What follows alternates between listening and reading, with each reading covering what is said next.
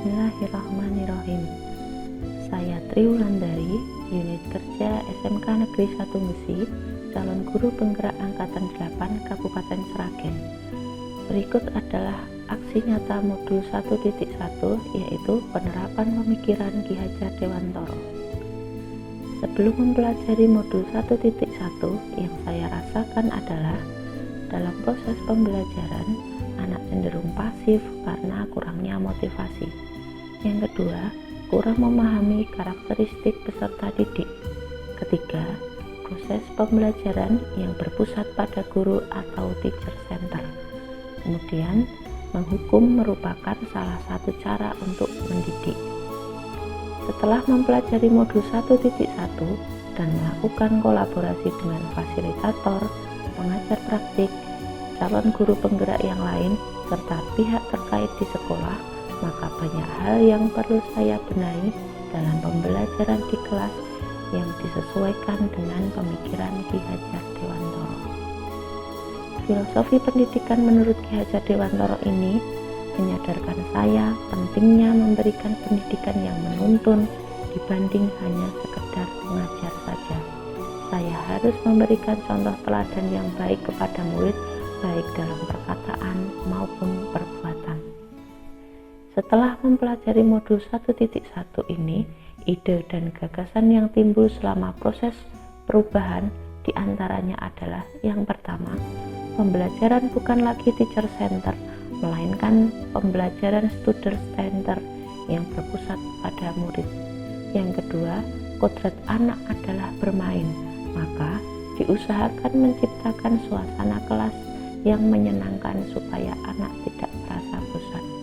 Yang ketiga, memberikan ruang untuk murid belajar secara kolaborasi dengan teman kelompoknya, seperti pada kegiatan diskusi dan presentasi. Mereka diberi kebebasan dalam merancang tugas.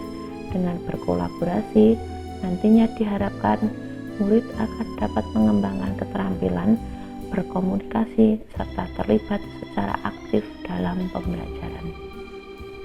Berikut adalah praktik baik dari aksi nyata yang saya lakukan. Dimulai dari tahap perencanaan.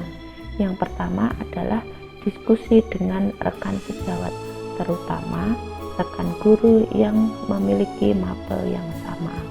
Kemudian dilanjutkan dengan membuat perangkat pembelajaran yang dibutuhkan. Setelah selesai tahap perencanaan, dilanjutkan dengan tahap pelaksanaan, yaitu ketika di dalam kelas selalu memulai pembelajaran dengan berdoa terlebih dahulu. Kemudian dilanjutkan dengan penyampaian tujuan pembelajaran. Selanjutnya adalah penjelasan tentang kegiatan pembelajaran yang akan dilakukan. Untuk selanjutnya, murid berkolaborasi dalam diskusi secara aktif dan mandiri.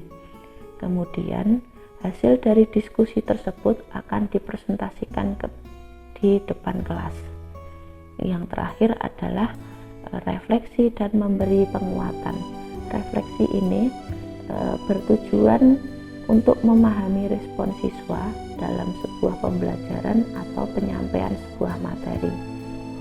Kemudian yang kedua, untuk memahami apa saja keperluan dan kemauan dari siswa secara detail. Hal ini berfungsi agar saya bisa membuat pembelajaran yang lebih efektif dalam kesempatan pembelajaran yang selanjutnya.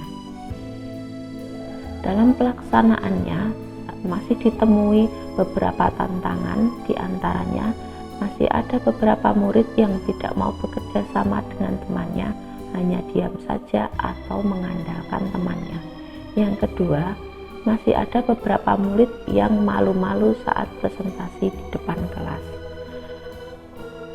Upaya untuk mengatasi tantangan ini yang saya lakukan adalah yang pertama, melakukan pembimbingan secara personal.